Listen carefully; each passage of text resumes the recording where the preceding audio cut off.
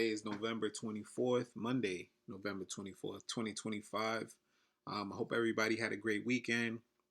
I'm back again with another video, a little bite off of one of my favorite electronic reviewers, but Hollawood exclusive, Hollawood X Hollawood. Again, my name is Mark Harris. I've been putting out videos for a couple of days. I think I did Thursday and Friday for you guys. So I think that's how my cycle is going to go. I will typically be available on X, on Discord once I start that up. If you guys have my personal number, I'm always available typically. But on the weekends, I kind of like to, put my work slash hobby stuff more to the side, spend time with the fam. Like I said, wifey came back on Friday, so I was excited about that one as well. Schedule anymore. Like I said, I'm a full-time entrepreneur now, and it's tough, right? I mean, I'm approaching the holiday season, so I'm hoping that things pick up for business now. But this is just the time of year that it's busy for everyone, no matter what it is. Like I said, I hope everybody had a great weekend. Hope everybody's doing well today. And let's just get right into it. So as you guys can see here, I have up my 3 favorite resources. Oh, and just to let you know, like this past Friday didn't go well. The weekend wasn't that well either. I think I did hit a nice little small parlay again for another $100, but pretty much squandered that over the weekend. So starting fresh, like I said, Monday, November 24th. Let's see if we can put some money in everybody's pockets coming for the holidays. See if we can get some nice fits, put some nice things together in a nice little basket for everybody. Hope everybody has nice plans for the holiday as well. I'm going to probably hit up my parents' house, spend some time at home as well. But just to try to take it all in. I know we have some NFL, I know we have some NBA. So that's always a fun time during the holiday too, to sit there and watch that and talk about it with family and friends and people who are all equally as interested. As you can see, my background still is I'm back again with my sneakers in my background. But let's start over here with Roto Grinders for the day. Let's make sure zoom. That's good, so you guys can see everything. Roto Grinders is how I start my day. Just kind of take a look at Derek Farnsworth DFS first look, checking the totals, checking the matchups, checking the pace, checking the offensive ratings, the rebound percentage, things of that nature, checking prices, seeing if there's any discrepancies between the books. And not only just the books, but just in the particular lines themselves. Doing sports books, focusing mostly on sports books, and this is mostly geared towards daily fantasy sports when you have to pick a lineup with a specific amount. But I still like to use this sheet. It's very straightforward. I like the colors. I like the layout. It's very easy to read for myself. If you guys don't like this, you can just follow along, either take my picks or at least take my my insight as to how I'm breaking everything down, and hopefully it does come to become easier for you guys, especially those that's just starting out. Like I said, anybody who's intermediate or pro, you guys know, I'm pretty sure you've come across Roto Grinders. You know the crew from there. You've seen um, the little icons everywhere at the top of some of these competitions, but it's still one of the best. I know Stochastic is another one. Shout out to them. Um, let's see, DFS Labs, another one that's been around for a long time, still up there. Saber Sims, another one that's been around for a long time, that's up there. But let's jump right into it, guys. I don't want to waste too much time. I think we got a good handle on what we want to look at and what we want to break down. And like I said, I don't try to do too much research. Sometimes I will still go down that rabbit hole. And I'm still doing pre-recorded videos.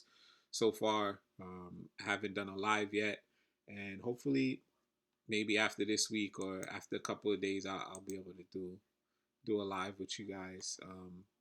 Just want to try and garner some more attention before we do a live.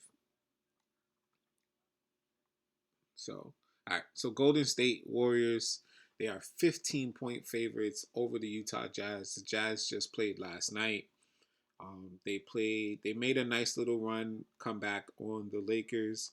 Unfortunately, weren't able to complete it or go into overtime either. That's probably why they're 15-point dogs right now, because the Warriors haven't been playing that well. They've been a good defensive team. They've been able to keep pace with a lot of teams. As you can see, they score 114 points per game, which isn't a lot. It's literally above average, or maybe just below average, if anything, in the yellow. The Jazz score 118 points a game, as you can see here. The pace will be pretty equal. The Jazz may still be a little bit tired, especially traveling as well. Um, Jazz have a better rebound percentage. The offensive rating is similar. And I think that the Golden State Warriors offensive rating probably has picked up a little bit since Curry has started to kind of go off on everyone, no matter who it is. So, starting with the Golden State Warriors, though, let's see. Steph Curry, his numbers look good, right? He's averaging 31 minutes a game, averaging 43 fantasy points a game. His usage is 33%. He's scoring 28.6 on average, and his points per minute are around 130, 1.34. And that's definitely coming more of points than anything. Let's just take a quick look. So his usage, yes, it's in the high to mid 30s, which is correct. You can see his points 38, 34. He had a 9, and I think he was upset. So he just decided to bounce back real quick. But he had a 46 and a 49 and 11. So he has a couple of duds in there. One of this game, I think he got injured this game against OKC, or they just really got blown out. One of the two. I think he may have gotten injured, and they wanted to sit him out as a precautionary measure. If not, then he didn't get injured, and they just got demolished by OKC, which OKC is demolishing everybody. So, not surprising there. But he was clearly upset after that. Scored 46, 49 the next two games. 9, 34, 38. So we can see that his usage and stuff is already up there. Let's just take a quick look at what Propfinder has for him. And I want to do it simultaneously, so I'm going to go to Propfinder right after I look at the player again, so that way I don't forget. So Steph Curry, the Jazz have the weakest point guard defense on the slate. So he's at the top. It's all green across. His head-to-head is 26. He averages 28.6. They're asking 28.5. Let's see what Propfinder is rating this prop. The rating is 65, so it's about mid. One of the things that I like to click on now on Propfinder that I noticed the other night was this. So obviously, if you are anywhere intermediate, anybody who's played sportsbooks before, you know that blowouts are not necessarily the best way to target, or best thing to target when it comes to looking at games and players that you're looking to build around. And this one has a 14-point spread. Well, as according to Propfinder, maybe it changed. Let's see. Maybe it changed. Okay, it's still 14 and a half. This one has it 15 and a half, was it? They had it at 15. So it's around 14, 15, right? Spread is 14. The probably highest scoring expected game, I want to say. Right? They're the weakest against the point guard position, so it's ranked number 1. His season hit rate at home for this is only 35%. Except for, however, his season average at home right now is 28.6. His last five, he's averaging 35.2 points. We did see that 9 in there. The last five hit rate is 80%. His last 10 hit rate is 28.5, which isn't great, but that is the number that they're asking for, right? And his last 10 hit rate is 40%. So Curry's an okay option tonight. Like I said, the Warriors haven't been demolishing everyone, and all of the points really have been coming from Curry as long as he plays. He's playing at home today. Like I said, there's four of his last five games he's played on the road. Um, three of those he's hit it on the road, and but his last game against Portland just now, he hit it at home. Now, the season hit rate being 35, but his average, his last five average, his hit rate at 80%, his last 10. So now, if he hits it again tonight, this is going to go up to probably 50 or 60. So we want to be ahead of it. Now, this spread is the only thing that scares me, obviously, at 14, but they have the number one, they're projected as the number one scoring team, points wise. And right now, I don't feel like I said, there's not a lot of other people scoring besides Curry.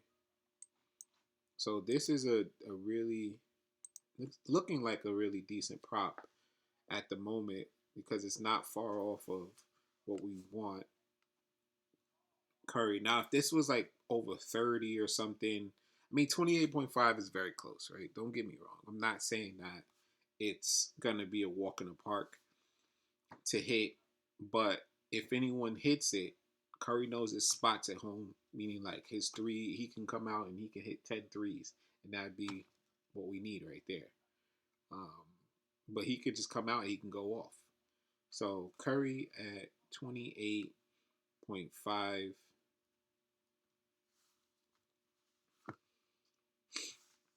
I'm just gonna jot names down that I like tonight based off of the prop finder, based off of the matchup, based off of what they've been doing. Um, Next we have who's their starting shooting guard? Is it still with Will Richard? Yes, it is. Will Richard, I don't think that he's doing anything. I think he's there just for face right now. Moody, he usually takes a back seat when Curry's playing. As you can see in the last three games, that is the case. Jimmy Butler, he's been somewhat consistent in his last few games. As you can see here, his usage is around the mid 20s. He's scoring anywhere between 18 and 25 on average. It's kind of a big jump for him. 31 minutes per game, 38 fantasy points per game, 22% usage, 1.24. For what he's doing and his price, that's not bad. Let's take a look at where Prop Finder has him. They have him at power forward on his projected start, but let's see. They also have him at power forward. All right, good. Now, this isn't, it's not looking great just because they don't allow a ton to the position, which is where marketing plays, I believe. But who knows, right? Spread 14, expected high total. Terrible. They're good. They're decent against the position. His hit rate at home is 38%. His season average at home is 17.5. Now that right there is throwing me off. His last five average, however, is 24, but it's very close to that number. His last five hit rate 40, his last 10 hit rate 19 points. So this is not looking like a good play no matter what, no matter how we slice that one. And then we have Draymond Green, less than a point per minute. averaging 28 minutes, 26.7 points per game, 17% usage. Not typically somebody who we're looking at under 20% usage. He does a lot of the other stats. So like he gets steals, he assists well, he rebounds well. So we're looking at guys who are going to score. So right now in this starting lineup though, Curry looks like the guy that we are going to jot down and keep an eye on for now. Next, we got the Timberwolves versus the Kings. The Kings finally played well. They actually beat Denver. Westbrook decided to, go off against his old team. Without Sabonis too. But like I was saying last week, I think that the Kings have enough pieces to get it done, and we saw that. And the problem is, are they going to do that consistently? I don't know. I don't know. I don't know if that was the start of something good for the Kings. It was good to see Keegan Murray have a good game as well. So, like I said, they have a solid all around all player team. But we'll see how they follow up that game. But the Timberwolves are 9.5-point favorites. They are doing really well against most teams as well, so it makes sense. However, like I said, the Sacramento Kings just beat the Denver Nuggets, and the Timberwolves always high in Denver too, which was another thing. So we'll see how they respond. But as of right now, I actually think that this game might be a little bit closer than that 9.5. Meaning, like, at least they'll go like to the fourth quarter. If anything, if some backups or whatever manage to get to 10, cool. But I think this game could stay a little bit closer than it's suggesting. But they have a 7 offensive rating, which is great. 13th in pace, 14th. So above average and excellent in most of their categories offensively. Versus a Sacramento Kings team that is only excellent in their pace, but everything else is below average. But we'll see if that changes tonight. We'll start with Dante DiVincenzo.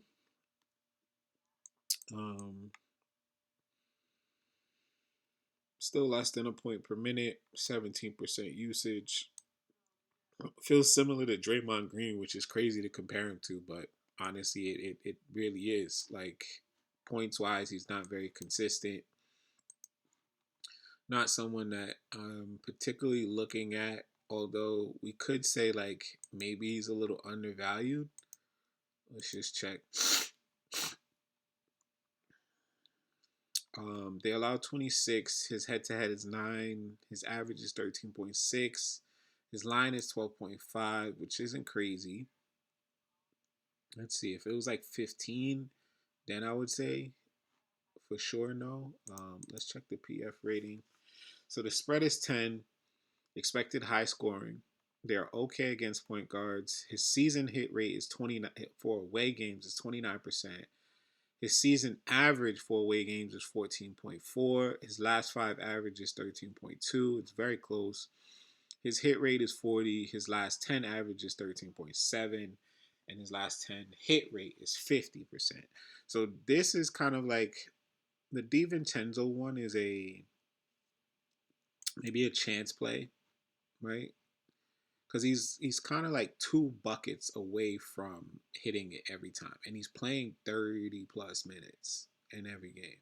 So while Curry's on the really good side, we're going to say I'm going to do 2 categories. I'm going to do okay and I'm going to do great. So Curry is great. DiVincenzo is okay. And what I'm going to do with the okay column is what I mentioned to you guys before, but just to repeat it for anybody new, we're going to do kind of like a chance lineup. And I don't want to do too much. I don't want to stretch too far. on certain things like that. But like I said, DiVincenzo, as you can see, he can have some really good games. And he's been rocky lately, but 13 points is not impossible. It's not an impossible task for him. Let me try to mute my phone real quick for y'all, because I know it's gonna ring again. So we'll put him in the okay column. Anthony Edwards is now, somebody squarely on our radar. He just dropped 40 the other night. And I took him last minute, just as a straight play. He hit his over, which was great. And now we have him 31 minutes a game. And like I was saying, I definitely sought out those stats coming up. They're still saying that he's averaging 41. I think he's averaging more than that now. Right? 63. And he had a couple of 29 games. And that's what we were kind of breaking down the last time. 31% usage, 26 points. Look at that. He has the points that we want. And then his point per game is about 130. So let's see where Anthony Edwards sits tonight. All right, so about middle of the road, just off of the green. So they allow 28. His head-to-head is 28. His average is 27, and they want 28 and a half. I shouldn't say it. They want 29. They want 29, essentially. Let's see where his PF rating. It's in the red. Well, let's see. The spread is 10. Game total high. Defensive matchup is okay. His away hit rate is 48%. His season average away is 31.5. His last 5 average is 25.6. His last 5 hit rates are 40%. His last 10 is 24 point. Average 24.6. And his last 10 hit rate is 40%. Not great. It's not great. Like if this was like 24, 25, maybe that would make sense. But at 28.5, it is a bit of a risk. And like I said, I think this is a game where, and I don't want to write that off because I think that it's not bad. And I do think it's a game where the Kings possibly can keep up with them. But let's just say Edwards, we're going to put Edwards in the okay column at 28.5. DiVincenzo was 12.5. And maybe as we're building, we'll say, Edwards for like 26.5 or Edwards for 27.5. Could be a thing. So small forwards, Jaden McDaniels, he seems okay to play. He's averaging a point per minute, 20% usage, 31 fantasy points per game. Not bad for his price, actually. He played 40 minutes in his last game, so he is perfectly fine. He's averaging just about 13 points a minute. 13 real life points a game, which isn't crazy high, but let's just see where they put him. Jaden McDaniels. They want 13 and a half. The team only allows 19. His head-to-head is 14. His season average is 17. And PF rating has him okay. Now, this isn't bad, right? Like, the spread, the matchup are the two bad things. His away hit rate is not good. However, his season average, his last 5 average, his last 5 hit rate, over 60%, his last 10 hit rate, his last 10 average, like these all look pretty good. And he's getting the minutes to back it up. And he's he's literally 1 point off. He's 1 point off, which is crazy every time. So even if you take him for 13 points, I don't think that's a bad play for him. If you take Jaden McDaniels right now for 12.5 points, I don't think that's a bad play, to be honest. And they only allow 19. So while against the Kings. While I say I don't really like to dabble in the red, but this one seems like it's pretty decent. So Jaden McDaniels,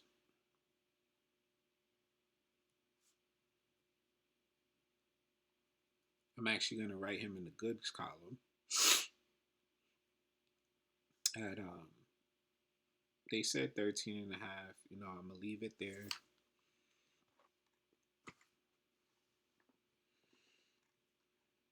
I'm gonna leave it there because you know what? Sometimes when I'm trying to get too fancy, y'all, and I, mess with their numbers or I'm off. Like he'll go off and he'll do 18, he'll do 19, he'll do 20. He'll hit that 19 that we show here. I'm just like, dang, I could have took him for like 15. It still felt good. Um, but I'm gonna leave him at the 13 and a half that they said. It's not a bad number. The only thing that scares me right now is the red, is about what they allow, and I guess the spread. But other than that, he's really not a bad play tonight. Let me just go back to Anthony Edwards real quick. Check his PF rating. I wanted to see. Okay, season hit way. His season away hit rate is still a lot better.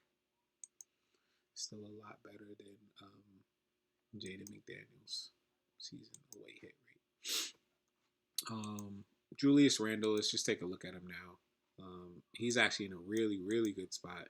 They allowed 25 points. His head-to-head is 25.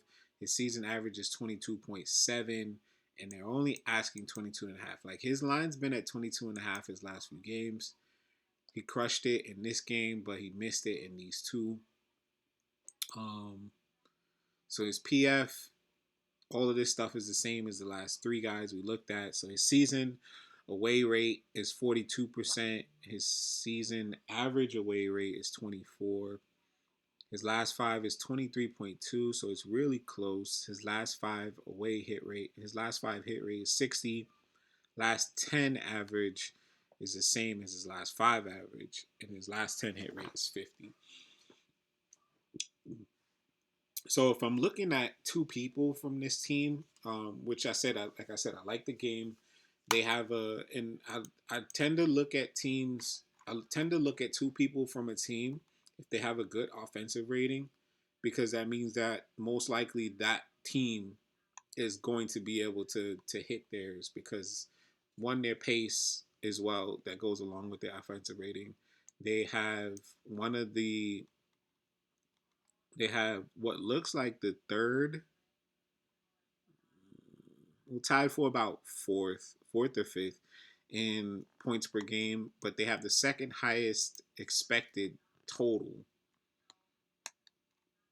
They expected to score at the second highest tonight in their game, and their pace should be good with a team like Sacramento. So they're up and down pace. It fits guys like Jaden McDaniels. Even Julius Randle likes to do that because he likes to shoot his 3-pointers a lot.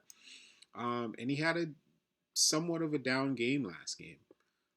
So I'm curious to and he's very close. This is if I go 22, if I go 21 and a half, that's 22 points. This is literally a 3-pointer, or a 2-pointer from his last game, and it's against a team that is weak against the position. So I'm gonna put. You know what? I'm gonna switch. I had Jaden McDaniels under great. I'm gonna put Jaden McDaniels under okay, just because I don't want to talk him up too much. Like if Edwards was out, then I would be like Jaden McDaniels great. But since the thing is, Randall is the number two, and Randall gets his regardless of Edwards. So I'd rather take Randall for his 22 and a half than to take my chance on Edwards at his 13 and a half. But like I said, I'm going to have Edwards under the okay. So right now we have three Timberwolves under okay. DiVincenzo, Edwards, and Jaden McDaniels. We have two under great. We have Curry and we have Randall. Just because it is looking great for them. So I'm not gonna even gonna look at Rudy Gobert. I just think that this team overall is playing pretty good. But Gobert is not the person that is their scorer. He has his moments, he has his games, but I'm just it doesn't make sense with the other four guys who are actually offensive threats being decent plays. I'm gonna look at them instead of looking at Rudy Gobert in this spot. Just for everyone else's purposes, I don't want to sway your vote, but they are weak at the position, right? So Rudy, they allow 24 points to the position. His head to head is 13.8. His average is 10.7. His line is 10.5. Again, if maybe like Anthony Edwards or one of those guys was out, then I'll probably lean more towards Rudy Gobert. His season hit rate is 48. His season average is 11.6. His last five average is 10.2 though. So that's why he doesn't quite hit that at a great clip. His last hit rate is 60. His last five hit rate though is 60%. His last 10, but this seems to be trending in the wrong direction. Right? He just made it in Phoenix. He made it pretty well in Dallas. He missed it in Washington. He missed it in Denver. Um, you can convince me. I can be convinced. But like I said, I have other four other guys who are more of an offensive threat, and that's what we're going for. I'm going for points, and it should be a higher scoring total point game. It wouldn't take him a lot to get to 10 and a half, 11 points, but he's not like destroying that number either. So I don't think his average per minute is that crazy either. Rudy Gobert, nah, he's under a point per minute, and I think he's played all season, so I think that's pretty accurate for him. Not somebody that I'm particularly fond of to hit that prop. He could hit it. He could hit it. I'm not saying he won't. Just not a fan right now. Next, we got the Chicago Bulls. Their line is 5.5. Surprising against the New Orleans Pelicans, but they've been getting trashed in the last few games, so makes sense, kind of. Their offensive rating has dropped to 20. Their pace is still high. They're still running up and down the court. Their rebounding is still above average. Their points per game is above average. They are projected to score 123. Point guard, you should have Josh Giddey, right? He's doing well, playing well, averaging really good points per minute. Again, most of that's still coming from assist and rebound, which he's above average to one of the best at in the league right now. But if you take a look, his points have come down because Cody White. But as you can see, he's close to that 20-point range. But he's only had 2 games that he's been over that, and they've been asking 20 and a half from him. His usage is good, but like I said, it's coming from his other stats. Rebounds, crazy on the rebounds. Assists, crazy on the assists. So this is where you're getting the most from Josh Giddey. If you want to take him for some of those stats, even if you want to take him for like a triple double, you could do something like that. I can see 15, 10, and 10. Just throwing it out there. Let's see where he sits in the position. So they don't allow a ton of points to the position. He's not averaging a ton of points against them. He's averaging right around that 20.4, and his line is 19 and a half. So his line's not bad. His average isn't bad. But what he's averaging against the team, there's a reason that he must not be doing that well. So his last 10 average is, as you can see, it's kind of trending down. Right, his last 5 average is 18.6. He doesn't hit it in his season average in away games. His season hit rate away is 27%. Like it's not trending well for that 19 and a half, and especially matched up against the position. Let's see who is there. So Kobe White should be their shooting guard. He's come back. He's lit it up. Let's see what he looks like against the position. But there might be someone that we can get from here. So Kobe White is at the top, right? So they're allowing 31. His head-to-head is 16. His season average is 24. They're asking 21 and a half. I think they were at 22 and a half last game, and he didn't hit it. Well, they may have been at 20 and a half, and he didn't hit it.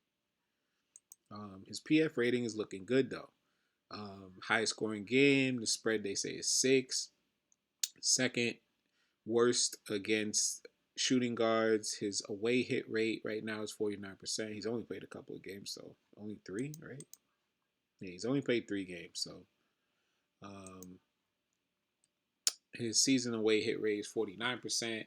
His season average away is 26. His last 5 average is 24. His last 5 hit rates 40%. His last 10 average 24, and his last 10 hit rate is 50. So, like I said, not a bad play. Not a bad play at all. Being at the top, obviously, coming back, he's been their best player. He was their best player before. Is at least scoring wise. His head to head is the only thing that really scares me. Being at 16, but they allow 31. I wish he was at like 19 or 20, even to justify this. Him coming back and his season averages are good though. Let's see why. See if there's any rhyme or reason as to why he wasn't doing or hasn't done well against him. Kobe White game log versus Pelicans.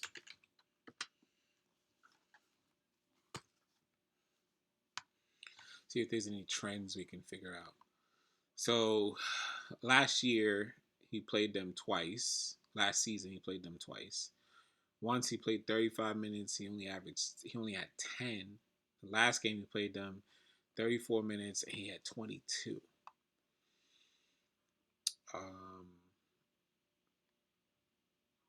Season before last, he played them twice. He had 16, he had 31. Season before that, he played them once. He had 23. He had 25, he had 30. Now we're going back about 4 years. Oh, no. Yeah, 25, 30. Now we're going back about 4 years ago. I think that these 4 games right here are indicative of what we can expect, right? If he plays them twice this year, then maybe one of these games, but that's literally a 50-50 chance, right? I don't know.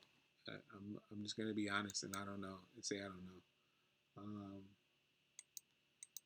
I mean, it seems like he does it. He plays worse in away games against them, and I think they're playing away. So let's just go with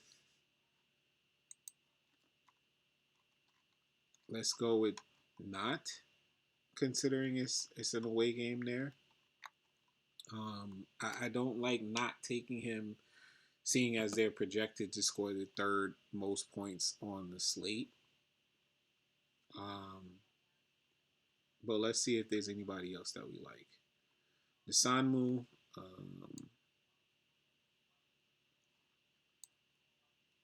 he's doing okay. Let's see what his positional matchup looks like. They're saying Herter. Starting lineup. Maybe they have Desanmu in because Herter is questionable. And I believe he truly is questionable. Let's just take a quick look at Underdog.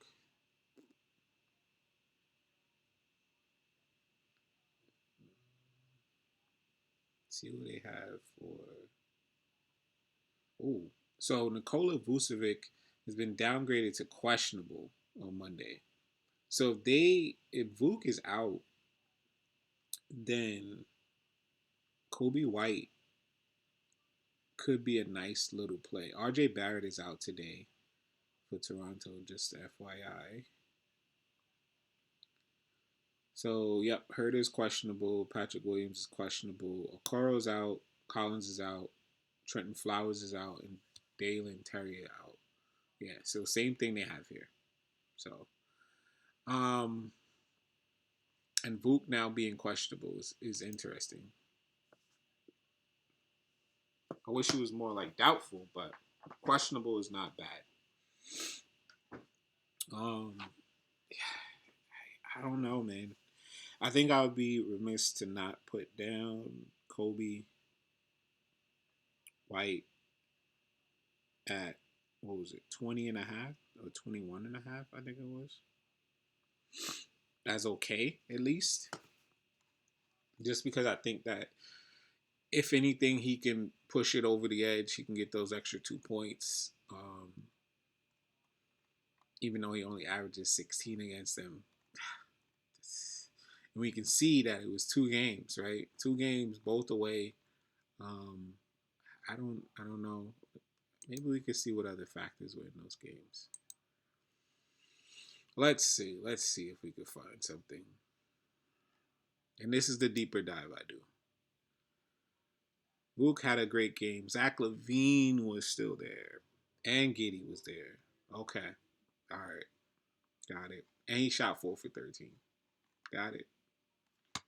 See? I'm glad we did that. Let's see what happened in this game. DeRozan was there. Vuk was there. DeSamu had a great game.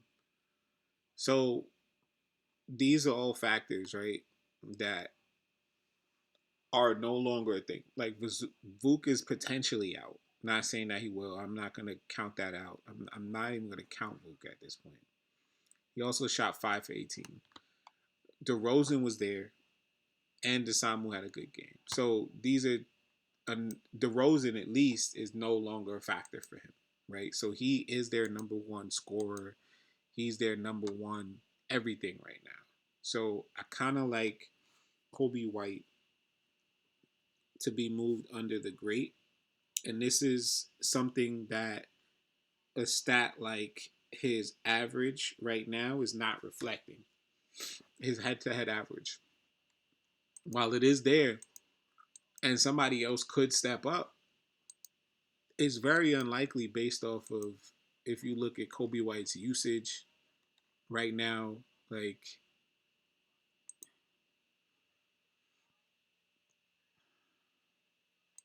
his usage is 32. 32%. He took 16 shots. He took 8, 17, 14 in his games back so far. And he's playing 30 minutes, what you want. But over 30% usage, I mean, as the team's number one scorer, I think, and he hit 20, I think we can get him at 21 and a half. I think that's a good prop. If it was any higher, I'd probably be a little bit more nervous. But 21 and a half does not seem impossible for Kobe White based off of that tonight. Things are trending in his favor, and this against the Pelicans, they're not going to stop him. So he could have a crazy game actually. Now that I think about it. Let's see who else is Chicago. DeSamu, we don't know if it's going to be DeSamu or Herter. Like I said, I don't like to play on those questionables. Buzelis could have a good game. I feel like he's had a little bit of regression, so he could be due. He had 13 points last game. He had 19% usage. Seems around about his average. Nothing crazy. Vuk, now that he's questionable, we can't even look at him. We don't know yet. DeSamu, I guess we can look at DeSamu because he's healthy, we know. I don't typically like to look at people who are coming off the bench just because they have to, like, one, they're not used to, like, if he's inserted in the starting lineup, one, he has to get into the game flow, right? Like when you start with these guys and you have a repertoire with them, you have a rapport with them. Like it's different than you're a bench guy who starts with the team. Now Desamu's still in there, like A1 people, so I'm pretty sure he plays, with the A team most of the time. But it's just his inconsistency, right, with playing with them that is the scary part, right? Like he'll turn around and have 15, he'll have 24, 16, and then it reflects in his points. So that's where, and it's against Washington. Like that's not a game where he should have only had 8 points. So that's something that doesn't really sit too well. But regardless, to the position, they are pretty weak at the position. Um, it just seems like New Orleans is bottom in most of the positional stocks, except for power forward, which is where Zion plays. Makes sense, I guess. Zion, Herb Jones, or Trey Murphy when he plays. Trey Murphy. Zion when he plays, Herb Jones or Trey Murphy. Vuk has a decent positional matchup, but him being questionable, like I said, not somebody I could really look at. But the Kobe White one looks promising tonight. I like that one. Next, we have Miami Heat.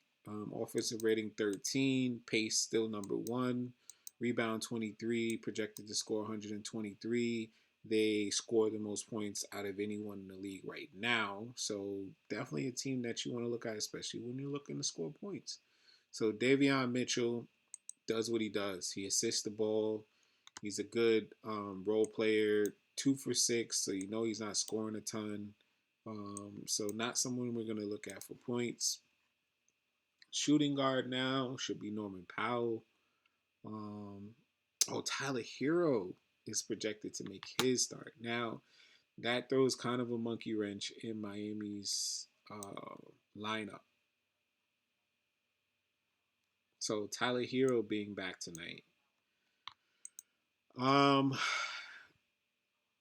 want to go and say that he's going to be limited time-wise. But I will say that he's probably going to take away from shots from Norman Powell while he's on the court. And Norman Powell's been lighting it up for them. He's been really, really, really, really good for them. Really good for them. Great addition, Miami. Great addition with Norman Powell. And only playing low 30s. Upper 20s, low 30s. Still getting production out of him. So great pickup for Miami. He's still priced low. Let's see if the books priced him lower because of. I'm not gonna look at Hero because I don't know what they're gonna do for his minutes, and even if they say something, I don't really trust it just yet. But Norman Powell is projected to start at small forward if Hero plays. They only allow 18. This is not his head-to-head, obviously, but only allowing 18 to the position. Let's see what his actual line looks like. If his line is like 18 and a half or something like that, I think that's not bad.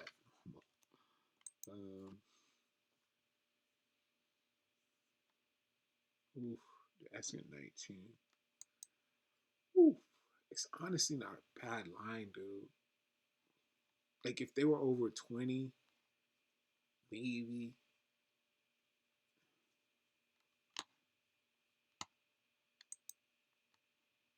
Like, it's really not bad.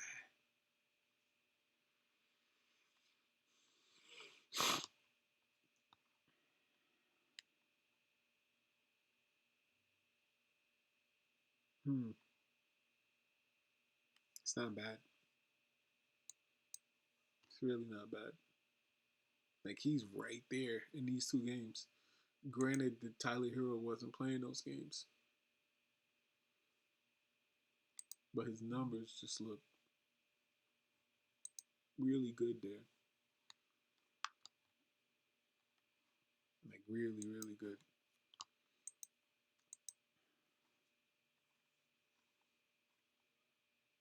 Who else? We got Bam, right? There's Bam.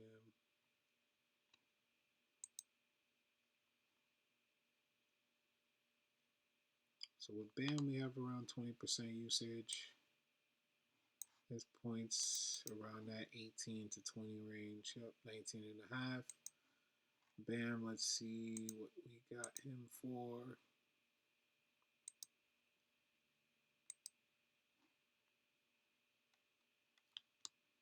I'm projecting Andrew Wiggins there, but I think it'll be Bam. Let's see what they have the projected lineup as. Yeah, that makes more sense. Hero's probable, so he's definitely probably starting. Oh, actually, they might start Hero at point guard.